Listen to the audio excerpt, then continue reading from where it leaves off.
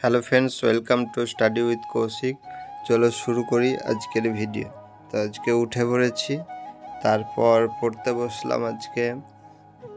আজকে এখানে পড়ছিলাম ভার্বের চ্যাপ্টারটা। তো অনেক দিন আগেই পড়েছিলাম, সেগুলো রিভাইজ করছি, কারণ এগুলোই সব বেশি আসছে।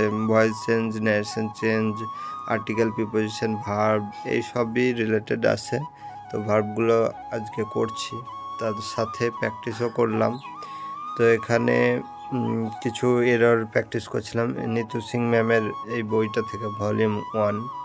তো তোমরা এই বইটা থেকে করতে পারো, খুবই সহজভাবে দেওয়া আছে, আর ভিডিও দেখে করলেও করতে পারো। এরপর খাওয়া দাওয়া কমপ্লিট হলো সকালকার, তারপরে স্নান করলাম। তো এখন দেখছি মা রান্না করছে, আজকে চিকেন হচ্ছে। তো মা এখানে রান্নাটা কমপ্লিট করছে। তো আজকে সকাল সকালে স্নান করে নিলাম, তারপরে পড়তে বসেছিলাম, একটু অঙ্কটা প্র্যাকটিস করছিলাম। তো একটু দেরি করে খাবো তার জন্য। তো আরও 1 ঘন্টা আমার অঙ্কটা প্র্যাকটিস হলো। এরপর দুপুরের খাওয়া কমপ্লিট হলো। আজকে চিকেন হয়েছিল আর কিছু সবজি হয়েছিল। এরপরে আর পড়তে বসিনি, সন্ধ্যার দিকে একটা পরোটা খেলাম, তারপরে পড়তে বসলাম।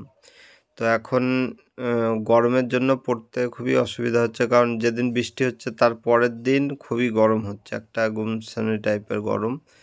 তো সেটাতে খুবই অসুবিধা হচ্ছে পড়াশোনা করতে। এখন ইতিহাস পড়ছিলাম আমি।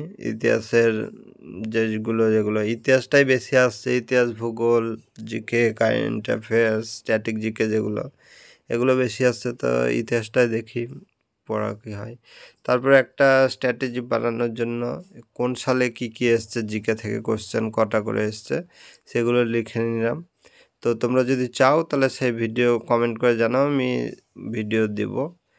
আর এখানে দেখতে পাচ্ছ ক্লার্কশিপের একটা 2009 সালের জিকেগুলো আমি করছিলাম। তো মোটামুটি অনেকটাই হলো, মোটামুটি আমার এখন 3-3.5 ঘন্টা পড়া হয়ে গেছে। এরপরে আর পড়তে ভালো লাগছে না, তো এখন ঘুমোতে যাব। তো আজকের ব্লগ এই পর্যন্তই। এখন 11:30 বেজে গেছে।